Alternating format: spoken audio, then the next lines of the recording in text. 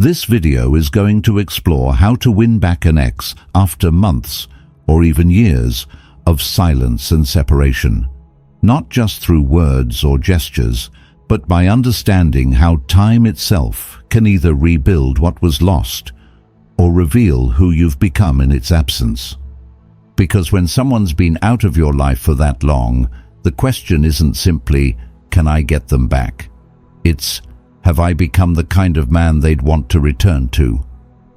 That's where everything begins, not with strategy, but with reflection.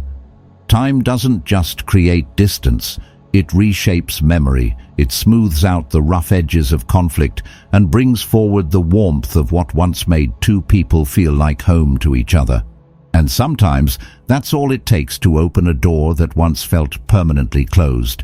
So if you're carrying that quiet hope that something real might still live beneath the silence, this video will guide you through how to reconnect with grace, strength, and emotional clarity. If that speaks to something inside you, take a moment to like the video and subscribe to Stoic Station. What you learn here might not just bring someone back, it might bring you back to who you were always meant to become. Now, let's begin. 1. Time can work in your favor. Time can feel like both a blessing and a curse after a breakup. For many, it feels like a slow death of what once was, a signal that the longer you're apart, the less likely anything can be revived. But here's what most people never consider. Time doesn't just create distance, it softens edges. In the beginning, everything felt sharp. The arguments, the silences, the disappointments, they cut deep. But time is a strange filter. It doesn't erase the past evenly. The chaos, the tears, the bitter words, all of that begins to blur. And what lingers, surprisingly, are the simple things. The laughter over takeout, the spontaneous road trips, the quiet comfort of just lying beside each other after a long day. The moments that once felt ordinary are now bathed in a kind of warmth that memory tends to preserve. That's the quiet advantage you may not have realized was working in your favor. Oftentimes, the months or years that you were apart from your ex can help erase some of the negative memories. It doesn't happen overnight, but it happens, slowly, without announcement. She may not say it out loud, but there's a moment, maybe in the middle of a silent drive or during a holiday gathering, when a memory of you returns, softer than it used to be. It doesn't hurt the way it once did. It lingers with curiosity, with wonder. And make no mistake, you've missed her. On quiet nights, on birthdays, when a song plays that no one else knows the meaning behind. And believe it or not, she's probably missed you, even if she's never admitted it. Even if she's dated others, even if she's smiled for social media. A part of her still wonders how you've been, if you still think of her, if it could have ended differently. But don't let that lull you into complacency. Time alone doesn't fix what was broken. It only gives space for something new to be built. And that leads to a hard truth. The longer it's been, the more you need to have changed. Because she's not going to respond to the same version of you she once walked away from. Time can work in your favor, but only if you've used it to grow, to reflect, and to become a man worth remembering. 2.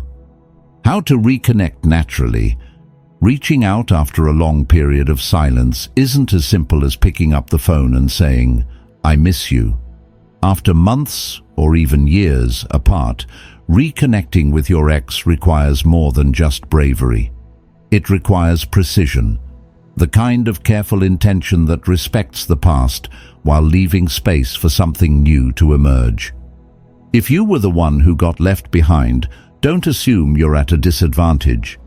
In many cases, you're not intruding, you're reappearing, and because enough time has passed, your presence doesn't immediately feel like pressure, unless you make it that way.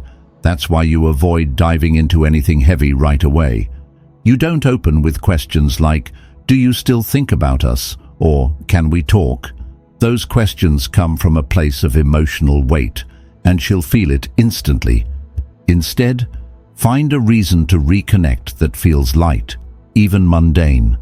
Something that ties to a memory you once shared, a movie that reminded you of her, a mutual friend's recent news, a subtle check-in that doesn't overreach.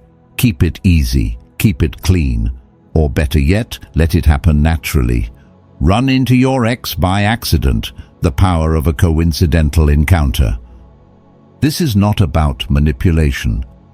It's about giving life a chance to place you in her path without expectation. You already know her rhythms. The cafe she visits after work, the bookstore she loves, a weekend market or a friend's birthday party. Show up, not as a statement, but as a presence. And if the moment happens, you don't force it. You keep it light. You smile. You don't apologize for being there. You don't try to explain your intentions. You just exist, calm, confident and grounded. And in that space, you deliver a message far more powerful than any text could say. I'm not chasing, but I haven't forgotten either. 3. How to handle the in-person date. Once the door to reconnection cracks open, what you do in the moments that follow can shape everything. When she agrees to meet you in person, whether she frames it as casual or wants to talk, you're stepping into a space that carries emotional weight, whether either of you acknowledges it or not. These encounters can quietly reset the dynamic or quietly confirm that nothing's changed. That's why this moment isn't about planning the perfect words. It's about presence. There's one principle to hold above all. Remind her, without saying it directly, why she fell in love with you in the first place. And that doesn't mean trying to convince her. It means being the man she once connected with. Not a polished, forced version of yourself, but the man who was spontaneous, thoughtful, present. The man who once made her laugh in the middle of a stressful day without even trying. The one who had something in his eyes she couldn't explain, because it came from certainty, not performance. He didn't ask for approval. He didn't chase validation. He simply existed in his own skin, and that was enough. That's who she'll remember. And that's who you bring to the table. So don't steer the conversation toward the past. Don't force her to relive old wounds. Let her bring those things up if she chooses to, but don't lead with them. Your energy should say, I'm grounded, I'm better, and I'm not here to prove anything. Keep things light, real, and emotionally present. Smile, not to win her back, but because you feel good in your own skin. Joke if it feels natural. Drop a shared memory or a private line only the two of you would understand. Lightly touch her arm when you laugh. Hold eye contact, not to intimidate, but to stay honest. Because re-attraction doesn't come from logic. It's not born from apologies or promises. It's born from emotional contrast, the surprise of seeing the familiar, but in a more grounded form. The comfort of shared history mixed with the intrigue of who you are now. That's how re-attraction begins. When she looks at you and thinks, this feels like home, but somehow better. 4. Reigniting physical intimacy. Let's speak plainly. Emotional connection may open the door again, but it's sexual energy that defines whether you're walking back into a romance or slipping into the quiet, ambiguous space of friendship. That's the line you must not blur, because as much as she may enjoy your company, laugh at your jokes, and appreciate your growth, if there's no spark, there's no story. Sex is what differentiates friendship from romance. It's not a shallow truth, it's a human one. And no, this doesn't mean pressuring her or chasing a physical moment like it's the ultimate prize. It means recognizing the signals, building slow tension, and letting chemistry unfold on its own terms. It's about presence, not pressure, awareness, not agenda. If the meeting flows well and old rhythms begin to reawaken, let that current breathe. Let the flirtation deepen. A touch on her lower back as you walk through a doorway. A knowing glance when a private memory slips into conversation. A smirk that says, without words, "We were good at this once, and maybe we still are." Drop some sexual innuendos and possibly reference past sexual fun, not to be crude, but to bring the full reality of your bond back into the room. It's not just about touch, it's about memory. It's a psychological anchor, a reminder that your connection was once layered with passion, with play, with magnetism. And if that energy builds into physical intimacy, don't treat it like the endgame. It's not a conquest, it's a beginning. Let that closeness signal something deeper, your willingness not just to reconnect, but to do it right this time.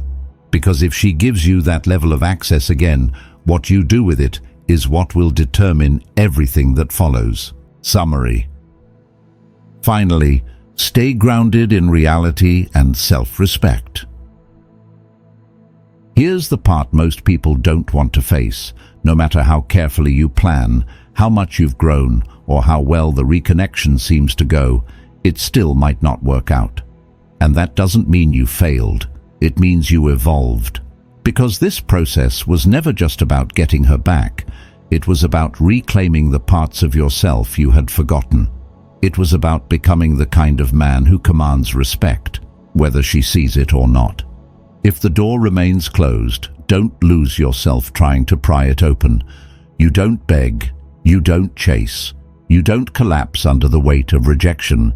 You breathe, you steady your steps, and you walk forward without bitterness, without shame. Because a man who knows his worth never loses.